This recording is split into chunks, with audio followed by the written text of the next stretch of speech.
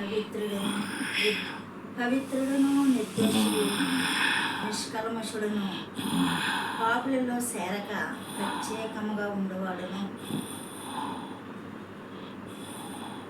ఆకాశ మండలము కంటే హెచ్చించేవాడునైనా ఇట్టి ప్రధాన యాజకుడు మనకు సాలినవాడు. మనలను రక్షించగల శక్తిమంతుడు ఈయనలో మరి అపవిత్రత లేదు. పవిత్రుడైన వాడు, నిర్దోషైన వాడు, ఈయనలో దోషం లేదు.